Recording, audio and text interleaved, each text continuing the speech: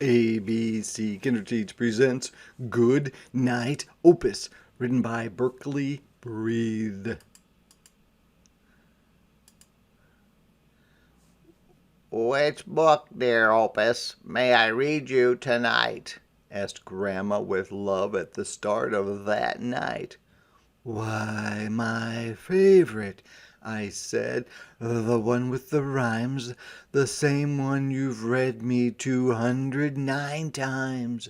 And just as it is with all proper grannies, she ordered me into my pink bunny jammies. Then she sat and said, "Hush," and her voice filled the room. "Good night," she read softly. "Good night to the moon. And good night to the lamp and the little toy boat. Good night to the mittens all hanging and soaked. Good night to the flower. Good night to the walls. Good night to the rug and the door and the halls. Good night, tiny mouse, and good night, blue moonshine," the brightness of the moon. "Good night." Grandma read the 210th time. I can't really say how this happened next. After 210 times, I departed the text, which means stopped reading from the book. "Good night," I yelled, jumping. "Good night far away. Good night to you all in my Milky Way," the part of space where the Earth is located. "Sit back down," Grandma said. "Get back into bed. There's no one up there, and that's not what I read. When your sight surpasses, or is better than, what's plainly in view, pull your head from the clouds.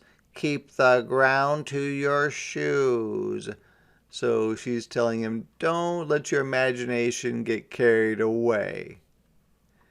"Now, let's finish the story with no Milky Way.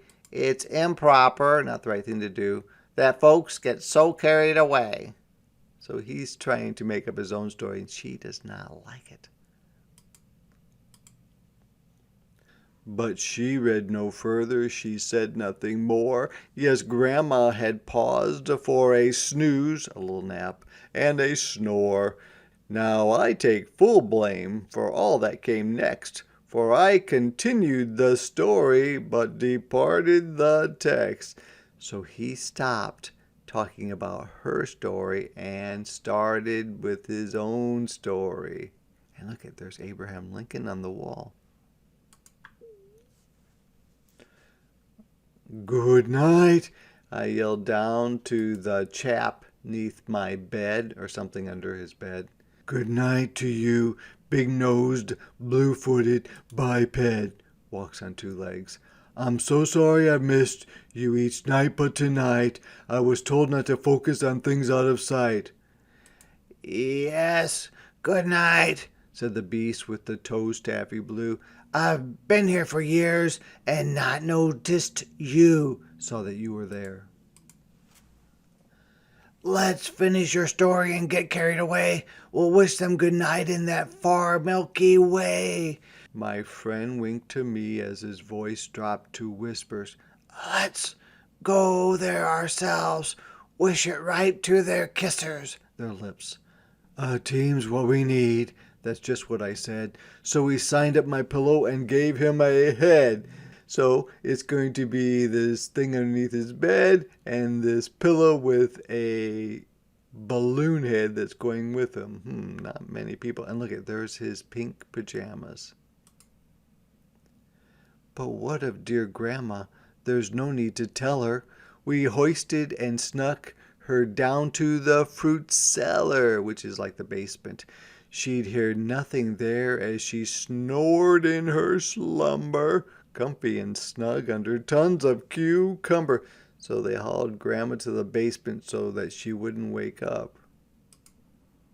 Our crew was complete, my Milky Way team. We boarded our Milky Way flying machine, powered by dreams with some blue-footed help. He's helping. We launched from the roof and let out a yelp or a holler. Good night to the city. Good night, all you people. Then we sideswiped a kitty, which means accidentally hit it as they passed by it, and shortened a steeple or broke the little piece of the steeple off. We flew past a fairy in need of some sleep. She spent the whole night just collecting old teeth. They rose to her girdle, something worn to make a person look thinner, and covered her feet. There were heaps upon heaps, 2,000 feet deep. Good night, we yelled down, and she waved us over. She wished to resell an old Elvis molar, and that's supposed to be a tooth from Elvis Presley. So this is supposed to be the tooth fairy, and she's trying to sell them an old tooth.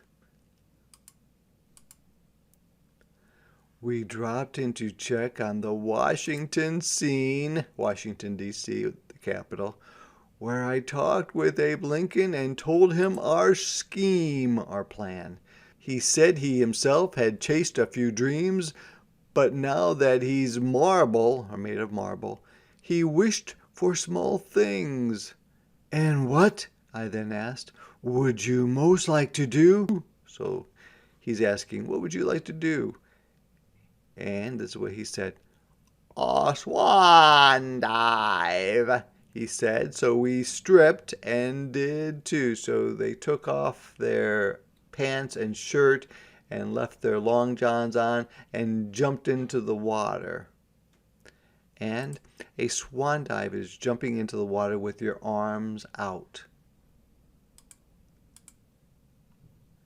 We flew past the sailors of Blue Mist Lagoon, where for 10,000 years they fished for the moon. They were fishing for the moon. That's interesting.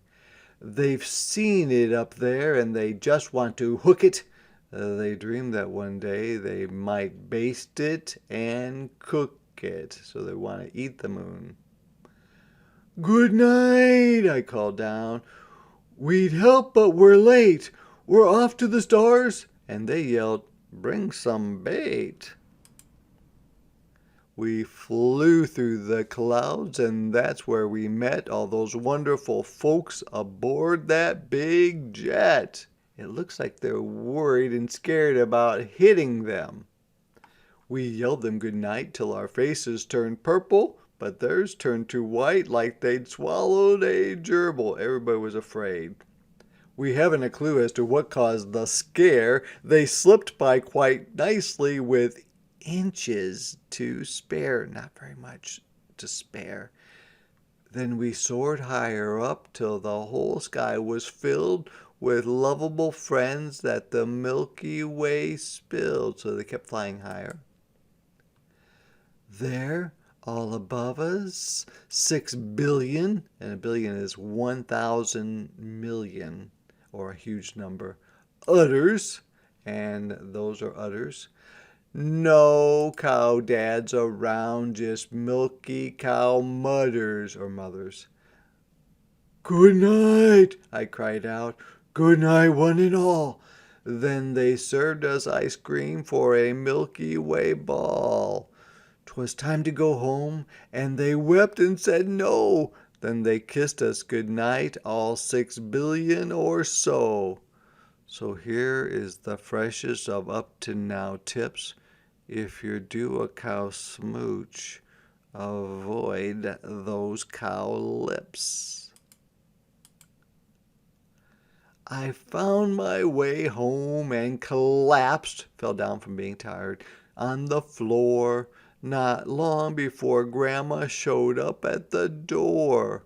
I told her all of what happened that night, that I stepped out for once and followed my sight, and that sometimes it's good that we look for a way to depart from our text and get carried away. So he's telling his grandma that sometimes it's good not to follow the words in the book, but to make up your own stories.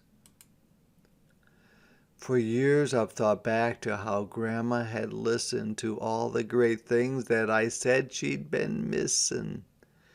How that night she had paused at the foot of my bed and smiled at those Milky Way cows overhead.